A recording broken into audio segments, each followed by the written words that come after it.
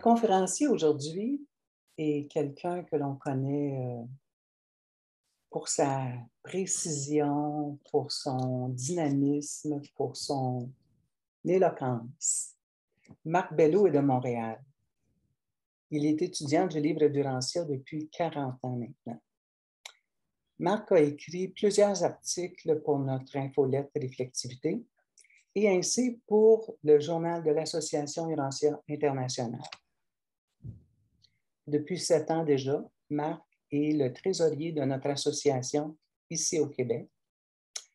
Anciennement chanteur à l'opéra, il a maintenant sa propre classe de chant. La conférence d'aujourd'hui, les élévateurs biologiques, est présentée par Marc Belleau. Vas-y, Marc.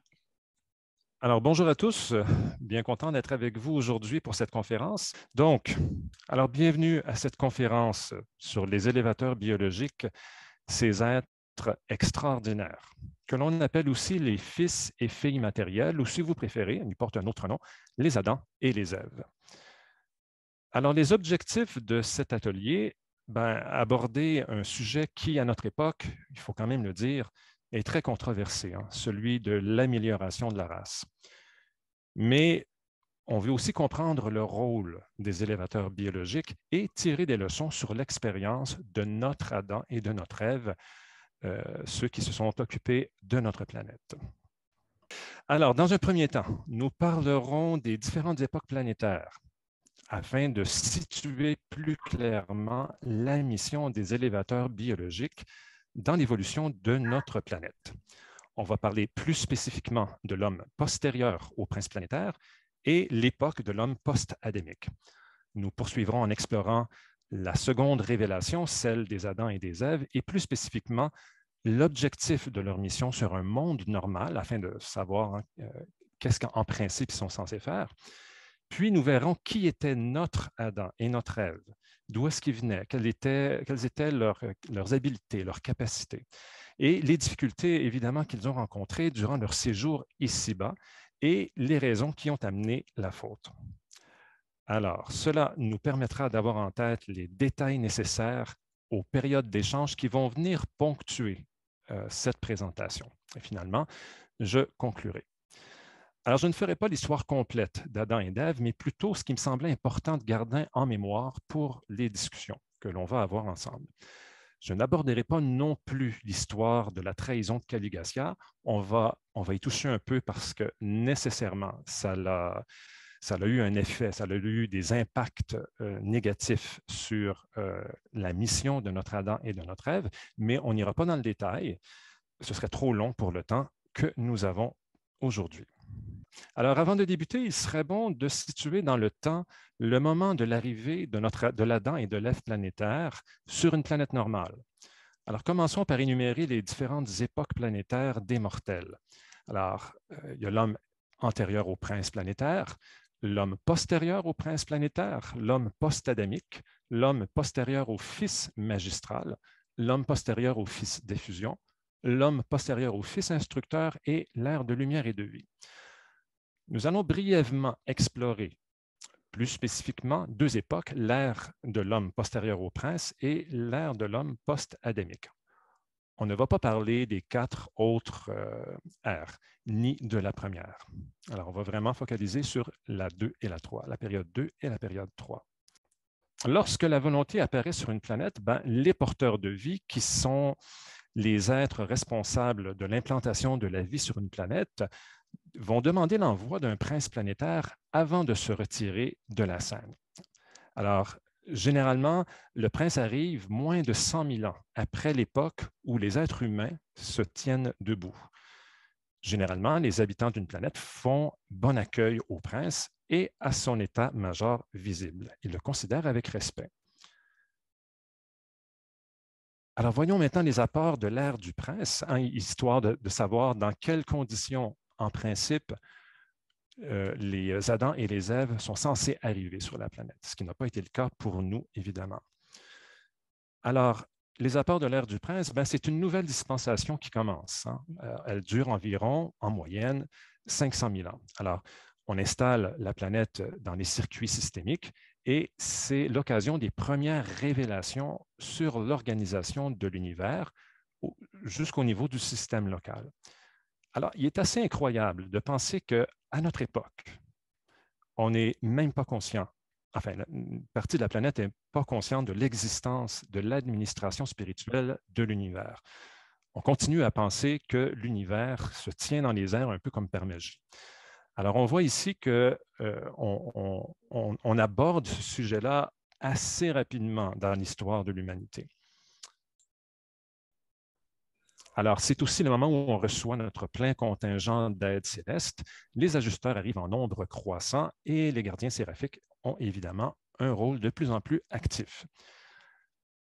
La tâche de cet âge, c'est de transformer les êtres humains de chasseurs en bergers, avec l'espoir qu'un jour, ils vont évoluer en agriculteurs sédentaires et pacifiques, qui sont les conditions, les préliminaires à la vie de famille. Alors, c'est aussi l'âge de la dispersion des différentes races de couleurs. Alors, sur une planète, il y a différentes races, donc les 3 primaires, rouge, jaune et bleu, et les 3 secondaires, orangé, verte et indigo. Et chacune vont développer leur propre langage. C'est une ère qui est témoin d'une aurore spirituelle. Alors, les différentes races et tribus commencent à développer des systèmes spécialisés de pensée religieuse et philosophique, quand chacun va faire son propre travail de construction au niveau de sa philosophie de vie, de sa philosophie religieuse. Comme je le disais un peu plus tôt, ils vont développer des langages différents. Et sous le règne du prince, la religion va progresser par évolution, mais aussi par révélation. Les luttes tribales font rage, mais avec de moins en moins d'intensité. On voit aussi, durant la période de l'époque du prince, l'apparition de la vie nationale qui va se surimposer sur les groupes de tribus existants durant la dernière partie du règne du prince. Alors, c'est peut-être un peu comme ce qu'on peut voir, là, si on prenait un comparatif. Au Canada, on a un organisme fédéral qui va structurer les 10 provinces qui constituent le Canada. Alors, c'est probablement un peu le même principe ici. On a des groupes de tribus qui existent et au-dessus de ça, il y a un organisme fédéral ou national qui va encadrer en fait la vie de ces groupes de tribus existants. Et tout ça est fait par le prince. Alors, c'est l'époque où l'agriculture va apparaître, et ce, en même temps que la domestication des animaux. Et ça va permettre une sédentarité qui va être propice à la vie de famille, qui va s'établir peu à peu. Et on voit ainsi plusieurs foyers commencer à apparaître. Alors, la loi de la tribu va céder la place au double concept et de la vie nationale et de la vie familiale. Alors, la façon de gérer dans une tribu, on a encore, je pense, des tribus comme ça sur la planète ici où c'est l'ensemble de la communauté qui, par exemple, va élever les enfants. Alors, c'est un peu différent d'avoir une famille avec un père, une mère et une petite cellule familiale. Donc, ça va céder la place à la vie de famille. C'est l'époque aussi de l'égalité des sexes. Alors, préliminaire, évidemment, à la réalisation plus complète des idéaux de famille. Et encore une fois, c'est assez ahurissant de voir qu'il faut encore lutter aujourd'hui pour les droits des femmes.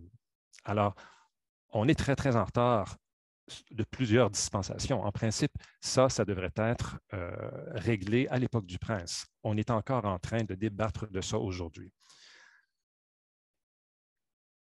Alors, le plan du prince vise aussi à favoriser les lignées supérieures d'êtres humains. Et cette étape est entreprise tôt dans le processus évolutionnaire de la race humaine. En principe, à la fin de cette ère, les différentes races de couleurs sont purifiées et nettoyées de leurs éléments défectueux.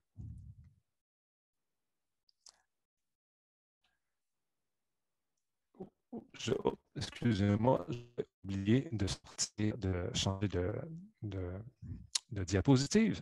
Alors, laissons de côté cette présentation et prenons quelques minutes pour discuter de cet aspect du rôle du prince. Alors, un puissant messager qui est attaché à l'état-major de Gabriel nous dit que l'un des grands accomplissements de l'âge du prince consiste à restreindre la multiplication des individus mentalement débiles et socialement inadaptés. Bien avant l'époque de l'arrivée des deuxièmes fils, les Adams, la plupart des mondes se mettent sérieusement à la tâche de purifier la race, chose que les peuples d'Urantia n'ont pas encore sérieusement entreprise aujourd'hui.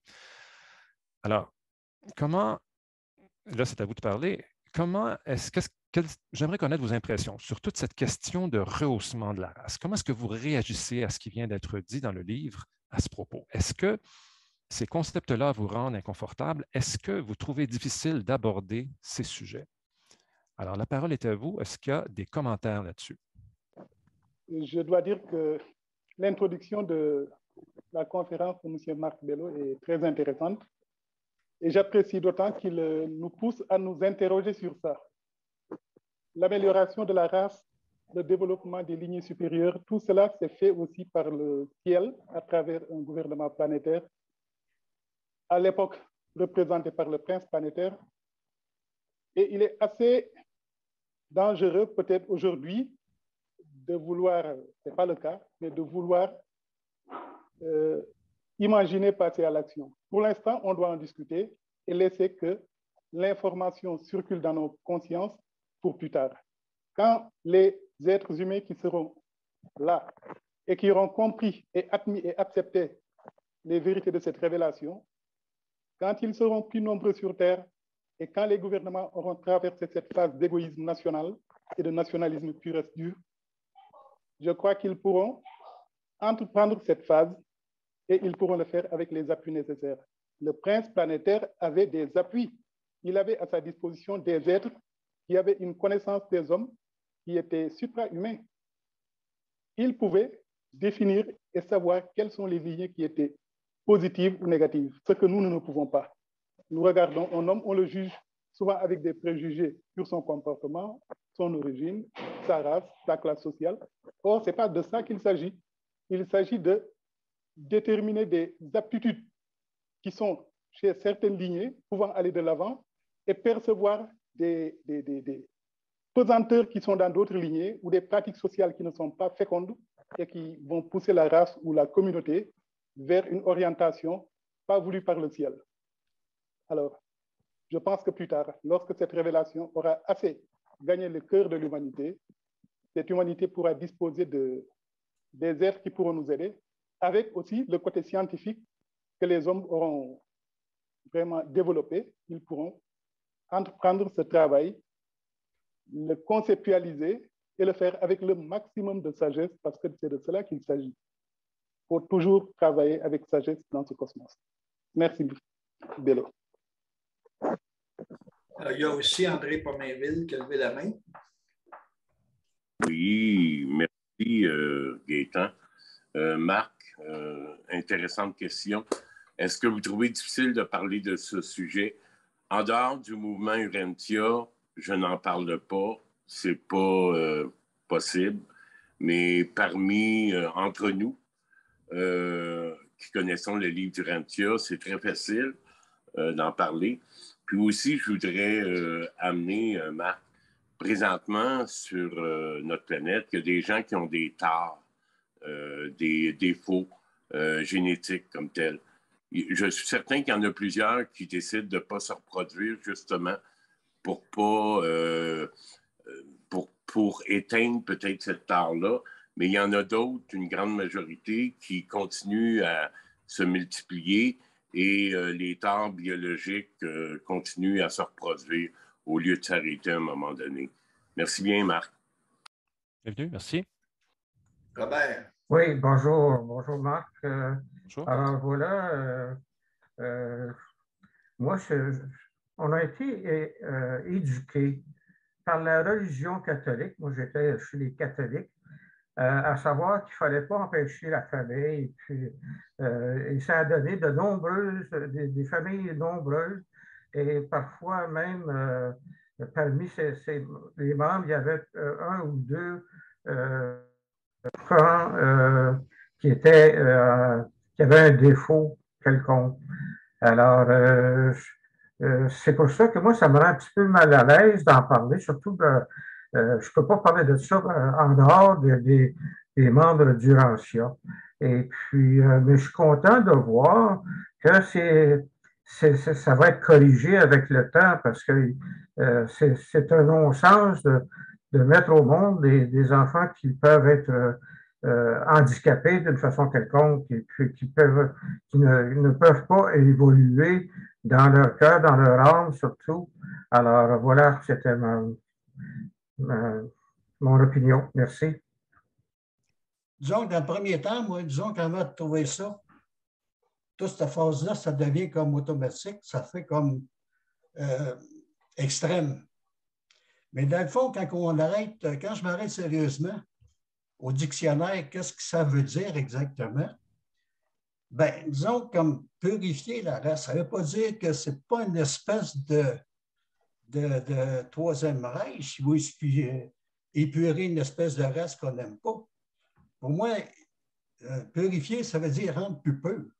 Épurer mentalement, non pas physiquement, parce que le physique est différent pour chaque personne.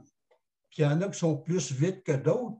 On ne peut pas rien changer, ça fait partie de notre nature humaine.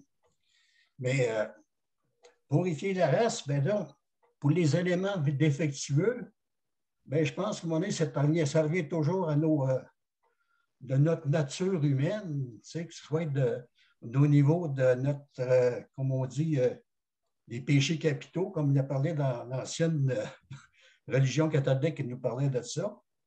Fait que pour moi, c'est ça qu'il faut corriger, non pas notre intellectualité, parce qu'on est toutes des personnes différentes avec des capacités différentes. On ne peut pas dire qu'à un moment donné, bon, lui, il n'est pas bon, il ne pense pas, puis il est niaiseux, puis il est imbécile, puis il est ci, puis il est ça. Non, c'est son mentalité, son évolution, c'est l'évolution humaine qui fait ça. Fait que sinon, ça ne concerne pas vraiment le mental puis la purification des races. C'est ça que j'avais à dire. Merci.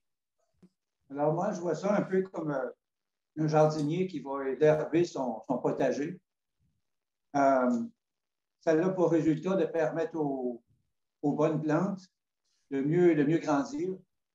Puis, lorsqu'on utilise cette image-là pour parler du phénomène chez des non-lecteurs du livre, je trouve que ça passe mieux. Puis, bon, ben c'est ça que je voulais ajouter. Bonjour, merci. Je vais aller un peu dans le sens de tout le monde, hein, parce que c'est un sujet qui est sensible, surtout au moment où je pense que même en partie le mouvement Durancia est un peu catalogué négativement pour ça, sur la base peut-être d'une compréhension erronée. Mais comme tout le monde l'a dit, il faut faire confiance à la science parce que je sais qu'il y a la sagesse de l'expérience. Quand les hommes auront approfondi leur connaissance en science, actuellement, il y a beaucoup de maladies débilitantes et même des maladies plus compliquées qu'on arrive à détecter. Et avec le vécu expérientiel de ce que cela cause, les différents comités d'éthique qu'il y a par-ci, par-là, qui se généralisent, je pense que nous prendrons une autre fois pour régler ces problèmes qui n'est pas la voie des personnalités qui étaient habilitées, comme le disait Khattab, pour voir en profondeur ces choses avant qu'elles ne viennent. Donc là, on aura plutôt acquis la sagesse de l'expérience. On aura vécu ces choses, mais entre-temps, on aura pu découvrir beaucoup de choses et aussi faire confiance à Dieu, parce que ça, c'est un plan de révélation qui va de plus en plus imprégner les comportements humains, les compréhensions humaines avec des découvertes scientifiques par-ci, avec d'autres choses par ailleurs. Et donc, faire confiance. Donc, surtout prier, agir quand on le peut avec des personnes qui sont ouvertes. Et pour le reste, faire confiance à Dieu et à la suite du plan de révélation. Donc, voilà un peu ce que je voulais ajouter. C'est sûr que c'est un sujet qui est délicat, hein, de parler de l'épuration des lignées humaines aujourd'hui. Il y a quelqu'un qui a mentionné, je pense que c'est M. Desjardins, le Troisième Reich. L'humanité est encore blessée par les horreurs perpétrées lors de la Seconde Guerre mondiale par des êtres à l'esprit enténébré et au cœur rempli de haine. Il va sans dire que ces actes sont abominables et vont à l'encontre des idéaux de fraternité spirituelle présentés dans le livre Durancia. Alors, on nous parle de ce qui se passe au début de l'humanité, quand on parle de purifier les différentes races.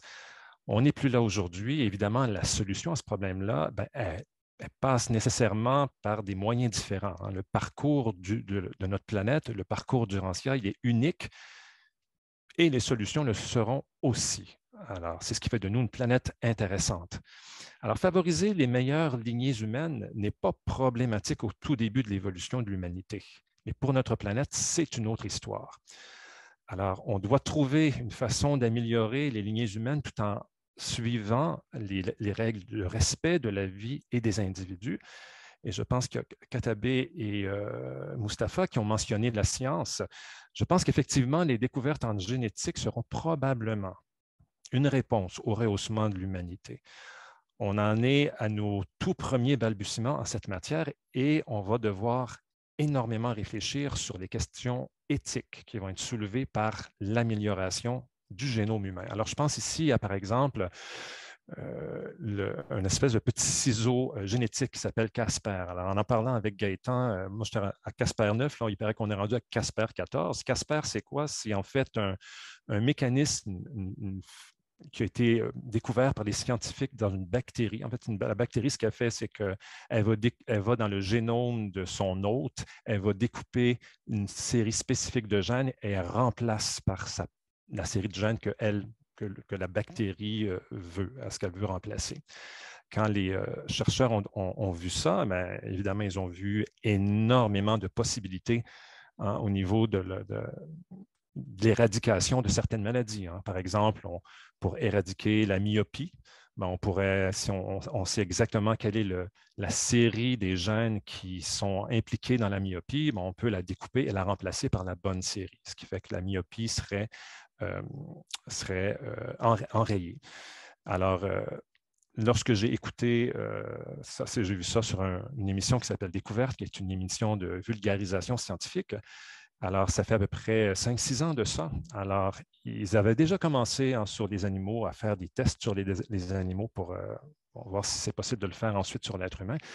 Alors, ça ne prendra pas beaucoup de temps avant qu'on arrive à ce genre de technique pour améliorer le corps humain. Alors, je pense que la science est effectivement une des façons, une des méthodes pour arriver à rehausser. Et je pense qu'il y a aussi les règles de la nature. Alors, peu importe la décision qu'on prend comme société, on a le droit de décider de ne pas intervenir en purifiant la race. Nous sommes les gestionnaires de l'histoire de notre planète. C'est nous qui devons prendre les décisions. Mais il y a cependant des impacts certains à la décision de ne rien faire. Ce que nous refusons de faire, les règles de la nature vont s'en charger. Alors, on en voit déjà des effets, par exemple, avec la pandémie mondiale de la COVID-19, où des gens qui sont un peu plus faibles physiquement, bien évidemment, sont décédés à cause de ça. On peut parler aussi des bactéries super résistantes qui commencent à prendre le dessus sur le corps humain. Alors, ça va être important de rehausser physiquement la race humaine parce que, bon, ça peut se faire de façon très, très dure comme ça, parce que, comme vous le savez, les lois de la nature ne sont pas tendres, c'est un peu chirurgical là, parfois, mais c'est ça. Mais je suis tout à fait d'accord avec et Katabé et Mustapha en disant qu'on n'a pas les connaissances, nous, pour être capable de dire quelles lignées sont les meilleures à favoriser. Ça, le prince planétaire était autorisé à le faire. L'Adam et l'Ève le sont aussi parce qu'ils ont les capacités, ils ont les connaissances pour faire ça, mais sur la planète présentement, personne n'est en mesure de faire ça. Alors, ça sera donc et les lois de la nature qui vont agir et la science d'un autre côté. Qui va être en mesure de nous régler une partie des problèmes. Alors, lorsque l'humanité est prête pour la seconde révélation, un fils et une fille matérielle sont envoyés pour rehausser les races humaines. Alors, maintenant que nous avons brossé le portrait de l'humanité à la fin de l'ère du prince, nous aborderons l'ère des élévateurs biologiques. Alors, elle se situe à l'apogée de l'évolution biologique naturelle. Alors, quand les êtres humains sont rendus à un point où physiquement, ils ont complété leur développement, on demande à un Adam et une Ève de venir sur la planète. Alors, qui sont-ils? Alors, c'est la progéniture exclusive du Fils créateur. Ils n'ont pas d'ajusteur, mais peuvent en acquérir par leur service. Alors, notre Fils créateur produit un couple originel dans chaque système et le produit conforme au modèle de vie du système dans le but de rendre le potentiel des élévateurs biologiques conforme au système reproducteur des mortels du système en question. Alors, le couple originel est par essence immortel, mais leurs descendants, les Adam et les Èves planétaires, ne le sont pas. Alors, les Adam et Ève proviennent de ce couple originel dans le système. Alors, notre Adam à nous, notre Adam et notre Ève provenaient de ce couple qui est dans le système de Satania. Alors, les Adam et les Èves planétaires sont différenciés hommes et femmes, mais complémentaires et sur le même pied d'égalité.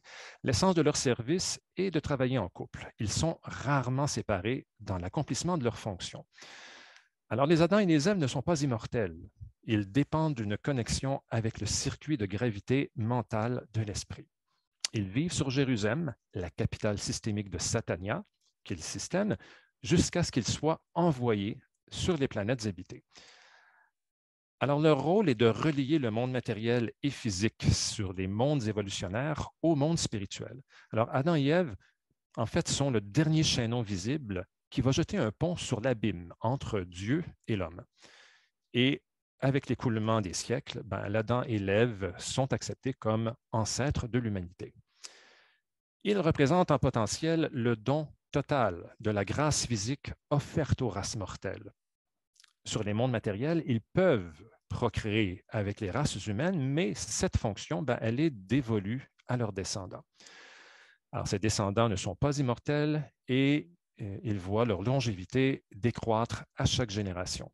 Sur Jérusalem, avant de partir pour les planètes, pour accomplir leur mission sur les planètes, ils sont semi-matériels et ils doivent être dématérialisés et reconstruits sur le monde de leur affectation. Il n'existe aucun procédé pour les en retirer. Quelle est la mission des Adam et des Èves? Alors, c'est la création du jardin d'Éden. Pourquoi Éden? À l'honneur d'Édentia, qui est la capitale de la constellation de Nord-Laciadec. Alors, l'emplacement de ce jardin est choisi par le prince planétaire et vous vous en doutez, il se situe généralement près des tropiques. Alors, les plans de rehaussement sont élaborés par le prince planétaire et son administration. Alors, il revient aux élévateurs biologiques de les exécuter. Alors, ils ne prennent pas de décision, ils exécutent ce qui a été élaboré par le prince et son administration. Et un des buts de cette mission est d'influencer les êtres humains en évolution pour qu'ils achèvent de passer du stade de chasseurs et pasteurs à celui d'agriculteurs et horticulteurs. Alors, durant la période du prince, on a essayé de faire passer les êtres humains du stade de chasseurs à celui de pasteurs et avec Adam et Ève, on essaie de les faire passer de pasteurs et chasseurs à agriculteurs et horticulteurs. Et cela est généralement atteint en 10 000 ans environ. Ils ont aussi la mission de créer une forte race, les descendants d'Adam et d'Ève, la race violette, qui se fusionnera avec les différentes races humaines. Durant la période adamique, les races de couleur primaire ont tendance à exploiter les races de couleur secondaire. Mais cet état de fait ne dure pas au-delà de la dispensation des élévateurs biologiques sur les planètes normales, ce qui n'est pas notre cas encore une fois. L'esclavage, c'est un des problèmes auxquels s'attaque très tôt dans l'histoire de l'humanité et le prince planétaire et les élévateurs biologiques. Alors, au même titre que l'égalité des sexes, l'égalité entre les races a mis du temps à se manifester sur Urantia. Aujourd'hui encore, le racisme a des racines très profondes. C'est un autre exemple de notre retard dans l'évolution. Ça aurait dû être réglé à l'époque d'Adam et d'Ève, il y a 38 000 ans. Alors, c'est vraiment un très, très grand retard pour nous que de se débattre toujours avec ce genre de problème.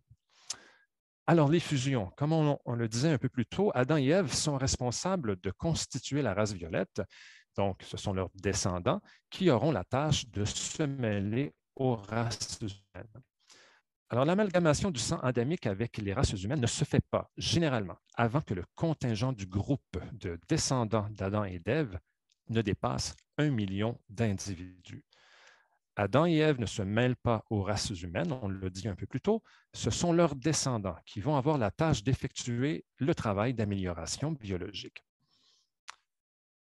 Alors, comment est-ce que ça se passe, hein, l'amalgame de la race violette et des races humaines? Alors, on amène au jardin les êtres humains dignes de devenir les pères et les mères de cette nouvelle humanité fusionnée. Alors, le choix est basé sur les capacités de l'individu et se fait sur une base volontaire. Alors, c'est un peu comme lorsque vous essayez de rentrer, par exemple, si vous vouliez essayer de rentrer à Harvard, à l'université Harvard aux États-Unis. Alors, il y a certains critères à respecter. Si vous n'avez pas les capacités, on ne vous accepte pas dans cette université. C'est un peu la même chose dans le jardin. À l'époque d'Adam et d'Ève, il y a certains critères qui doivent être respectés. Adam et Ève, on le verra un peu plus tard dans la présentation, sont tout à fait, ont toute la science nécessaire pour être capable de dire quelles lignées sont à favoriser et quelles lignées ne sont pas à favoriser. Alors, la façon d'épurer les races ici, on s'entend, ce n'est pas en éliminant, il faut vraiment enlever ce terme de notre vocabulaire, ce n'est pas en éliminant des gens, c'est en favorisant des gens qui ont le potentiel, par exemple, d'être éduqués dans le jardin. Donc, le prince et les élévateurs biologiques sont des juges compétents, comme je le disais, en ce qui a trait au choix des lignées reproductives d'êtres humains progressifs à favoriser. Et on nous dit qu'une saine émulation apparaît sur Terre pour se rendre digne d'être choisi pour cette noble tâche. Les descendants de ces unions sont éduqués au jardin et renvoyés dans leur race comme émissaires pour s'y marier avec des groupes d'individus supérieurs. Alors, lorsque les hommes et les femmes arrivent dans le jardin, ceux qui ont été choisis, évidemment, ils vont fonder des foyers avec les descendants de la race violette. La descendance de ces couples-là va être éduquée au jardin et ensuite renvoyée dans leurs tribus respectives. Et par contact avec ces descendants-là, les tribus vont être rehaussées. Alors, après l'amalgame, il va se produire un essor dans le développement racial. Alors, relèvement du statut biologique, mais relève activation du potentiel intellectuel et rehaussement de la réceptivité spirituelle. Alors, plus de progrès en 100 000 ans qu'en 1 million d'années de luttes antérieures grâce à cet amalgame. Et c'est de cette façon que le rehaussement des races humaines se produit. Alors, le régime édénique. Alors, le jardin fonctionne comme centre culturel, comme modèles sociaux de conduite et de mœurs planétaires pendant des âges, conjointement au régime du prince.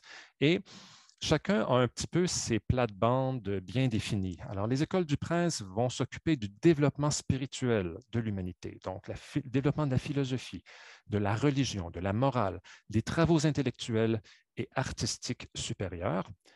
Et,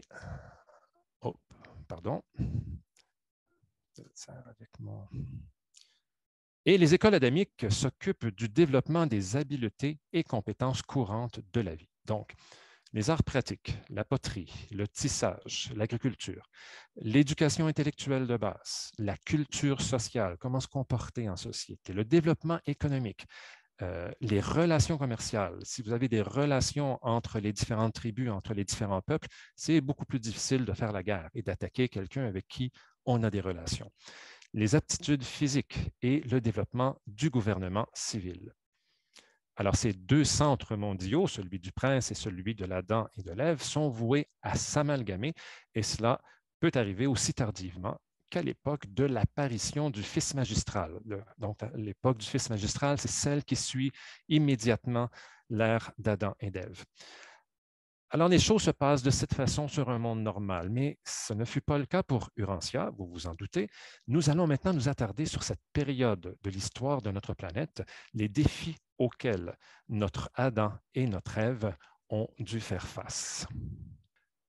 Alors, Adam et Ève sont arrivés environ il y a 38 000 ans. Sur une planète normale, l'arrivée de ces fils, du fils matériel et de la fille matérielle, annonce généralement l'approche d'un grand âge d'invention, de progrès matériel et d'éclairement intellectuel. Ça n'a pas été le cas sur Urantia. Alors, voici le statut de notre planète lorsqu'Urantia fut prête pour recevoir le fils et la fille matérielle. Alors, pratiquement tous les gains de l'administration du prince avaient été annulés. Alors, les races de notre monde n'étaient guère plus avancées que si ce fils égaré n'était jamais venu sur Urantia. Et bien que la planète, elle était prête pour physiquement là, à recevoir Adam et Ève, les tribus languissaient dans des abîmes de sauvagerie et de stagnation morale. Alors, regardons, avant d'aller plus loin, qui étaient notre Adam et Ève? Qu'est-ce qu'ils avaient comme capacité? Alors, ils sont tous les deux membres du plus ancien corps de fils matériels sur Jérusalem. Alors, ils ont été choisis parmi l'ensemble du corps doyen des fils matériels. Alors, ce ne sont pas des deux de pique, hein, comme on dit, ce ne sont pas des gens qui n'ont pas du tout d'expérience. Ils ont une certaine expérience. Ce sont des doyens dans leur corps, dans leur discipline. Ils sont employés tous les deux dans les laboratoires d'essais et d'épreuves physiques. De quoi il s'agit ici? De quoi on parle quand on parle de laboratoire d'essais et d'épreuves physiques? Il s'agit probablement des essais sur les modifications apportées au modèle de vie. On sait que les porteurs de vie expérimentent beaucoup avant d'effectuer des changements dans les modèles de vie. Alors ici, je prends un petit peu de temps pour expliquer que Urantia est une planète décimale ou expérimentale dans laquelle on a transformé, modifié les modèles standards de vie. Alors, évidemment, on ne fait rien à l'aveuglette dans l'univers. Il y a des millions d'expériences qui sont faites dans les laboratoires avant d'implanter ces modifications-là sur une planète. Alors, Adam et Ève étaient tous les deux dans ces laboratoires d'essai, ce qui est pour nous une très bonne chose, évidemment, parce qu'ils ont une certaine expérience au niveau des planètes expérimentales, ce qui est notre cas. Ils étaient aussi à la direction du département d'énergie expérimentale appliquée à la modification des formes vivantes. Alors, encore une fois, suffisamment d'expérience, de connaissances au niveau des modifications qui ont été apportées sur Urantia. Ils étaient aussi instructeurs dans les écoles de citoyenneté pour les nouveaux arrivants sur Jérusalem. Alors, fort probablement de très, très bons professeurs, des gens qui sont capables de présenter l'information et de comprendre les mécanismes d'apprentissage. Adam est aussi un des anatomistes les plus experts de Satania, ce qui l'aidera évidemment beaucoup dans la connaissance des différentes cultures sur Urantia. Et on nous dit que Ève était tout aussi savante.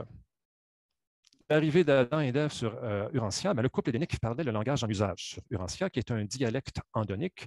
Endonique signifie simplement les descendants d'Andon et Fonta, qui sont les deux premiers êtres humains sur la planète. Et c'est un alphabet qui est composé de 24 lettres. Alors, ils le parlaient couramment. Alors, à l'arrivée du couple, l'accueil des tribus voisines va être favorable. Alors, beaucoup de ces tribus ont déjà accepté les enseignements de Van et d'Amadon sur l'origine du couple édénique. Alors, Van et Amadon, qui sont-ils? Ce sont les deux héros de l'ère précédente, ceux qui ont résisté au sophisme des rebelles. Van était au comité, était juriste, donc sur le comité de juridiction, et Amadon est son associé humain. Alors, un être humain sur la planète qui a presque pas d'expérience, enfin, on devrait dire pas du tout d'expérience dans la gestion. Alors, ces deux êtres-là sont les deux héros qui ont résisté aux rebelles. Alors, ils ont déjà fait ce travail de préparation auprès des travailleurs du jardin. Alors, à l'arrivée du couple, Van va abandonner l'autorité nominale qui a été détenue depuis plus de 150 000 ans. 150 000 ans parce qu'ils ont accès aux fruits de l'arbre de vie, qui est un fruit énergétique qui permet de prolonger la vie pendant aussi longtemps. Alors, il va remettre la responsabilité de la garde de la planète au couple édénique. C'est aussi l'appel nominal de jugement pour la résurrection des survivants endormis et on déclare la fin de l'âge du prince et le début de la troisième époque planétaire, l'âge d'Adam et d'Ève, dans l'absence de la coopération du prince. Alors, les premiers jours, le couple est évidemment désillusionné. Alors, c'est l'isolement planétaire, aucune télédiffusion, aucune communication extraplanétaire. Alors, imaginez être le responsable d'une mission sur Terre ici. On vous dit, vous allez sur une île et vous devez aider les gens qui sont sur cette île à croître. Alors, c'est une tribu à demi civilisée et vous n'avez accès à rien. Alors, aucun cellulaire, aucun ordinateur, pas d'Internet, pas de télé, personne pour vous conseiller. Puis en plus, la personne qui devait préparer le terrain pour votre mission ne l'a pas fait. Et vous devez refaire le travail pour lequel vous n'avez que peu ou pas d'expérience. Alors, le premier jour, bon, ça va être la célébration. Le fils et la fille sont arrivés. Alors, la liesse, évidemment, mais constat aussi de l'isolement de la planète. Alors, il faut juste imaginer que ces êtres-là qui vivent sur Jérusalem, qui ont accès à toutes les télédiffusions, qui ont accès aux membres de leur propre ordre, qui ont accès au conseil de leurs supérieurs. Alors, ils ne sont pas tout seuls. Il y a un brouhaha sur Jérusalem auquel ils sont habitués. Et là, ils arrivent ici et c'est le silence complet. La planète est complètement isolée. Alors, ça a dû être un choc assez majeur pour eux. Alors, le deuxième jour, c'est le compte-rendu troublant des administrateurs Melchisédek sur la mauvaise gestion des affaires du monde. Ils prennent conscience de la folie de s'écarter du plan divin pour obtenir une civilisation avancée. Alors, imaginez encore une fois, ils sont sur Jérusalem, ils ont été choisis, on les prépare pour venir sur Urantia. On peut facilement imaginer que l'information qui était disponible à ce moment-là n'était pas tout à fait adéquate parce que la planète est isolée, elle est isolée. Alors, on leur a présenté ce qu'on avait comme information, mais c'est lorsqu'ils arrivent sur la planète, en écoutant le compte-rendu des administrateurs Melchisédek, qu'ils se rendent compte de l'immensité de la tâche. Alors, je ne sais pas, peut-être qu'ils se sont dit, mais dans quoi on s'est embarqué? C'est possible, je peux facilement l'imaginer. Le troisième jour, c'est l'inspection du jardin à vol d'oiseau, les fendars, et banquet pour souligner le travail des ouvriers. Et discussion sur le couple, sur l'immensité des problèmes. Alors, le couple prend conscience de ce qui se passe et là, la question qui s'impose, c'est qu'est-ce qu'on va faire avec ça? Comment on va procéder? Le quatrième jour, c'est le discours du couple sur le plan et les méthodes pour relever la culture sociale du monde et banquet pour les hommes et les femmes sélectionnés pour les différents comités dans la nouvelle administration. Un fait important, il y a autant de femmes que d'hommes sur ces comités. Et c'est une première dans le monde que de voir Ève partager les honneurs et les responsabilités de la gestion du monde à égalité avec Adam. Le cinquième jour, c'est l'organisation du gouvernement temporaire, alors jusqu'au moment où les Melchisédek vont devoir partir. Le sixième jour, c'est l'inspection de la grande variété des créatures de la planète afin de mieux comprendre ce qu'il fallait faire pour rétablir l'ordre dans le monde. Et le septième jour, jour de repos et premier soulèvement des habitants du jardin. Évidemment, les habitants sont charmés par le couple édénique et ils sont prêts à rendre un culte divin à Adam et Ève. Alors, Adam va discourir sur les ordres de filiation divine et va refuser d'être adoré par les habitants du jardin. Il va leur demander d'aller adorer la présence invisible du Père céleste par le symbole, le temple du Père céleste qui est au centre du jardin. L'administration de la planète, 7 ans après l'arrivée d'Adam, c'est pas beaucoup 7 ans. Dernier conseil des Melchisédek au couple et départ des 12 Melchisédek, ainsi que Van et Amadon. Alors, imaginez 2 instants de voir vous départir des ressources expérimentées que représentaient ces êtres-là, et de devoir en plus composer avec la résistance de Caligastia et d'Aligastia qui sont toujours sur Urantia. Comment est-ce qu'on peut... il est difficile pour des êtres humains d'être mis en garde. Comment est-ce qu'on peut mettre en garde des êtres humains contre un ennemi qu'on ne peut pas voir? Alors, on peut se demander pourquoi est-ce que les Melchisédek sont partis aussi tôt? Moi, c'est une question c'est un fait qui m'a un peu, en tout cas, qui m'est arrivé un petit peu en tête. Je me disais, mais pourquoi? Pourquoi est-ce qu'ils ne sont pas restés plus longtemps? Et il y a une phrase, en fait, qui il y a une phrase, en fait, dans le livre d'Urantia, je vais vous la lire, qui est peut-être un début d'explication. Alors, on parle des princes planétaires ici, et non pas d'Adam et d'Ève, peuvent à tout moment demander conseil au Melchisédek, leurs anciens instructeurs et parrains, mais ne sont pas arbitrairement forcés de recourir à cette aide si elle n'est pas requise spontanément. Et la phrase qui est importante, c'est « Les Melchisédek n'interviennent pas dans l'administration planétaire ». Je pense qu'à quelque part, les Melchisédek ou les gestionnaires de notre univers se sont dit, c'est l'expérience de cet Adam et de cette Ève, on ne leur enlèvera pas le défi qui leur est présenté. Et je pense que Dieu, dans l'ensemble, fait toujours ça. Pour nous, les êtres humains, il nous remet en main la gestion de la planète et il nous laisse prendre nos décisions. C'est nous qui devons prendre les décisions. C'est un peu le même principe ici. Les Melchisédek n'auraient pas, je pense, volé l'expérience d'Adam et Ève, qui est une opportunité qui est pour eux de grandir. Alors, je pense que c'est un début d'explication pour comprendre pourquoi est-ce que les Melchisédek sont partis aussitôt. Alors, le plan.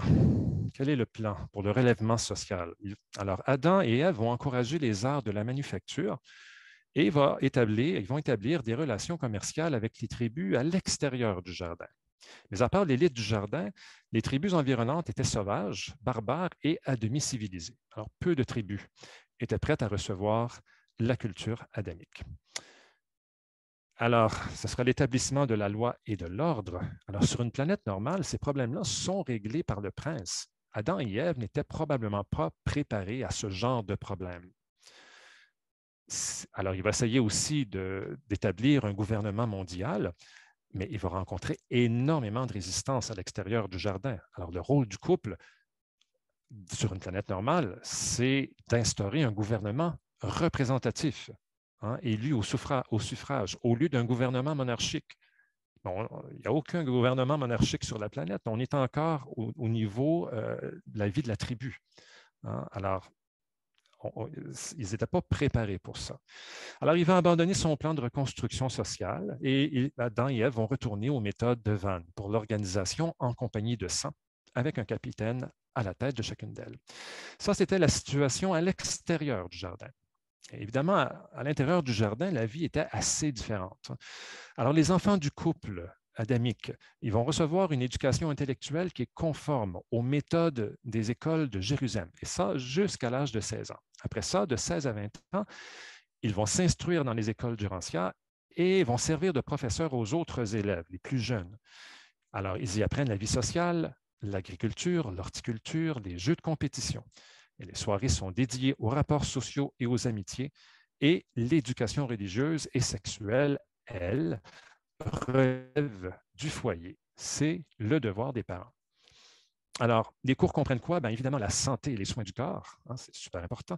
La règle d'or, la façon de se comporter en société, les talons des rapports sociaux, la relation des droits individuels avec les droits collectifs et les obligations envers la communauté. L'histoire et la culture des diverses races terrestres. Alors, quand on connaît les différentes cultures, on en a moins peur. Alors, il y a moins de racisme et il y a beaucoup plus de bonne volonté et de confraternité. Et la confraternité spirituelle peut s'établir plus facilement par ce genre de connaissances. Les méthodes pour améliorer et faire progresser le commerce mondial, encore une fois, quand on fait du commerce avec les autres nations, beaucoup plus difficile d'entrer en guerre. La coordination des conflits entre les devoirs et émotions et la pratique des jeux, de l'humour et des substituts sous forme de compétition pour remplacer les batailles physiques. Nous sommes rendus à la dernière partie de cette présentation. Explorons quelques éléments qui ont amené la faute. Alors, on va résumer un petit peu la situation problématique dans laquelle se trouvaient Adam et Ève. Alors, bien sûr, le départ rapide après 7 ans des administrateurs Melchisédek. Alors, Adam et Ève étaient sous la gouverne de ces administrateurs. C'était les Melchisédek qui prenaient les décisions, pas eux. Alors maintenant, ils sont les administrateurs. Ils doivent prendre des décisions. Et mon instinct, c'est que Adam et Ève me semblent être plus des exécutants que des dirigeants. Par exemple, on disait plutôt que le plan de rehaussement était fait par le prince planétaire et que Adam et Ève vont exécuter ce plan-là. Lorsque les Melchisédek sont arrivés, c'était les Melchisédek qui prenaient les décisions. Maintenant, il n'y a plus personne. Ils sont les dirigeants. Ils doivent endosser cette responsabilité-là, peut-être une responsabilité à laquelle ils n'étaient pas tout à fait, peut-être pas préparés. Et là, c'est vraiment une interprétation personnelle que je donne, mais je pense qu'il y a peut-être dans la nature de l'Adam et de l'Ève quelque chose qui n'est pas tout à fait collé au fait de diriger et de prendre des décisions aussi importantes. Mais ça, comme je vous dis, c'est mon interprétation personnelle. Alors, en plus, il y a l'isolement de la planète, aucune possibilité de communiquer avec les dirigeants du système, impossibilité de prendre conseil auprès de leurs collègues. Alors, ça aussi, ça vient ajouter une couche de complexité. Urantia est une planète expérimentale. Nécessairement, quand on change les modèles standards de vie, on les modifie, ça amène dans l'histoire de l'humanité des changements aussi, des changements auxquels on n'est peut-être pas habitué. Et il y a évidemment tous les impacts de l'échec de l'administration précédente. Alors, la difficulté, par exemple, à éliminer les lignées défectueuses. Je pense que c'était le problème majeur. En principe, les élévateurs biologiques viennent pour mélanger les races sur la planète, pas pour les nettoyer. Les races ne sont pas prêtes pour la proclamation de la fraternité des hommes. Ils se battent encore. On est encore à l'ère de la tribu. La loi et l'ordre n'ont pas été installés par le prince. La présence de centaines de dialectes. Alors, les hommes ne sont pas prêts pour l'adoption d'un langage commun et les faux enseignements sur la liberté personnelle qui ont été proclamés par le prince. On n'en a pas beaucoup parlé auparavant, mais dans le monde d'aujourd'hui, je pense que ces concepts-là de liberté sans licence, où on fait un peu ce qu'on veut sous prétexte qu'on a le droit, c'est un courant de pensée bien présent et qui suscite beaucoup de discussions et de réflexions présentement. J'aimerais ça qu'on prenne quelques instants pour réfléchir sur la notion de liberté dans notre société. Alors, la parole est à vous. Qu'est-ce que vous pensez de l'utilisation que l'on fait de la liberté dans notre société?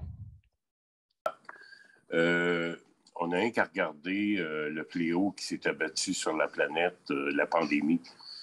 On s'aperçoit qu'il y a des gens qui sont contre les règlements établis par le gouvernement pour la sécurité de toute la société. On les appelle, entre autres, des complotistes, etc. Et ils montent aux barricades en scandant leurs droits et leur liberté dans une société, d'agir comme bon il leur semble comme tel.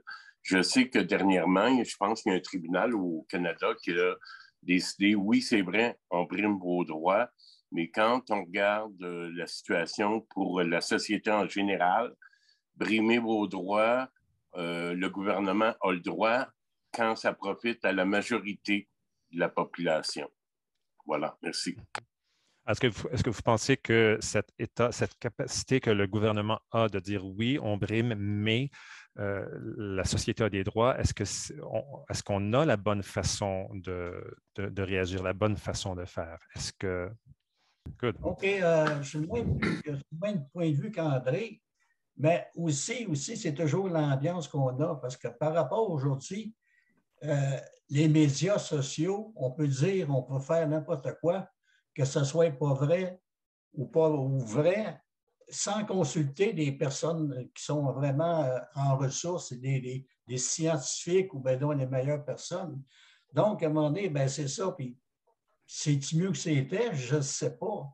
Mais je pense qu'à un moment donné, aujourd'hui, on a de la difficulté à trouver la liberté. La liberté s'arrête où? Ce que c'est que ça dérange la liberté individuelle et la liberté collective.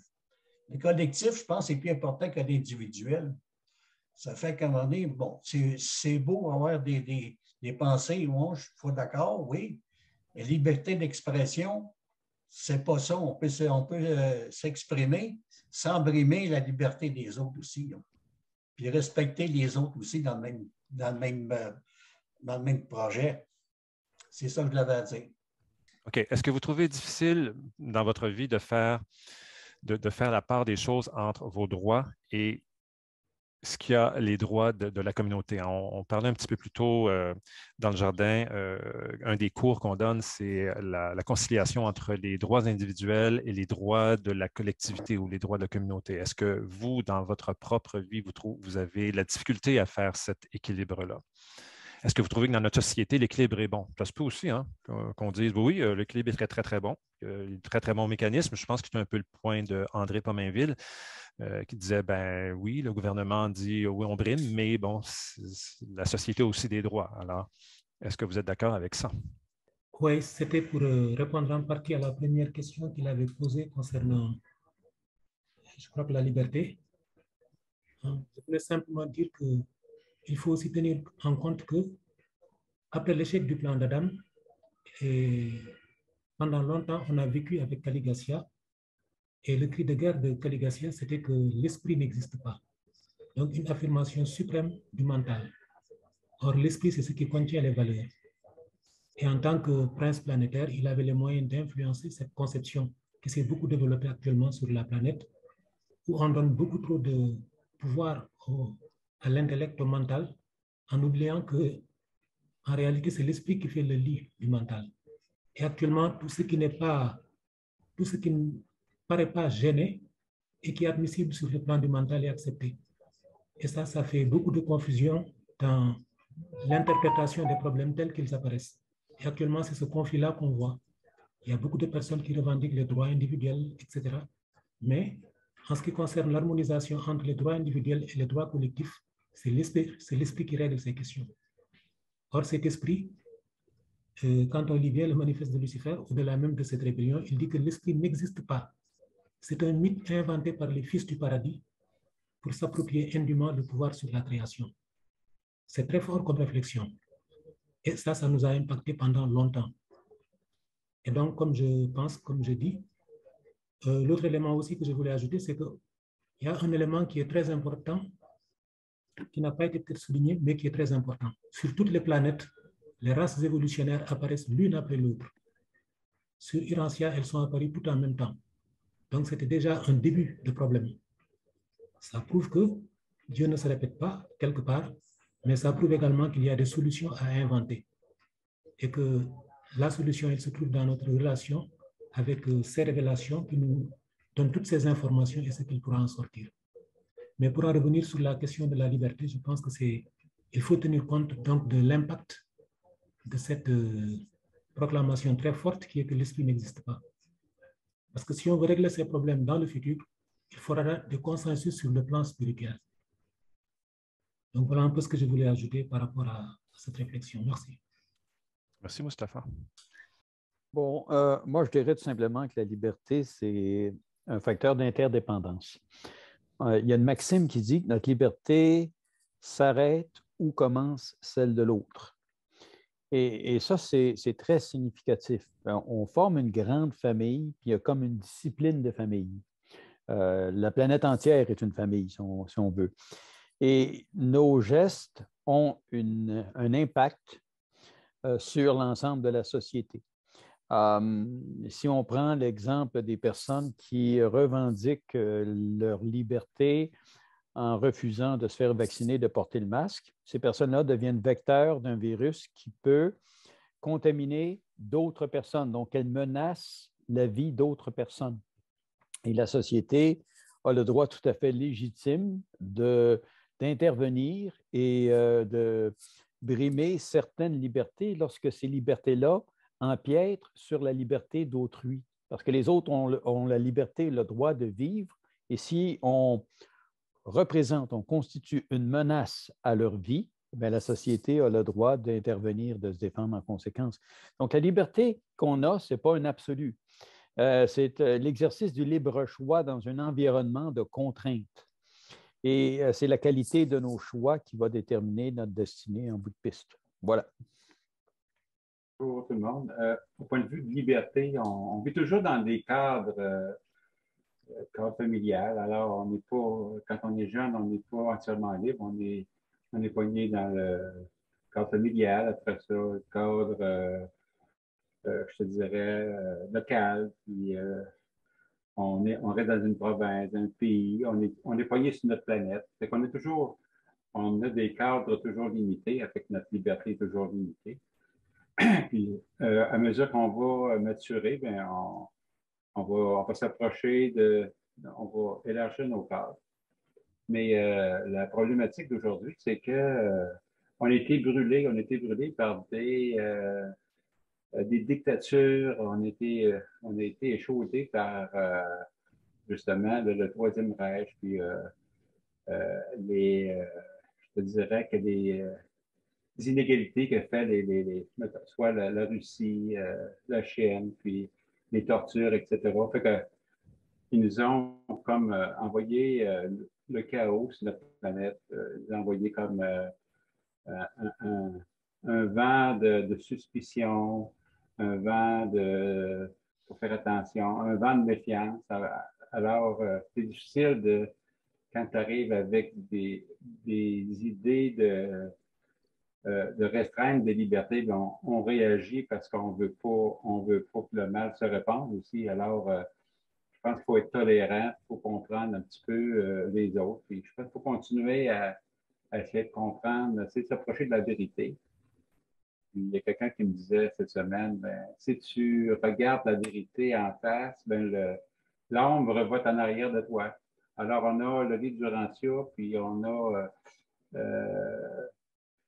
cette lumière qui peut nous diriger un peu, puis l'ombre va être en arrière de nous.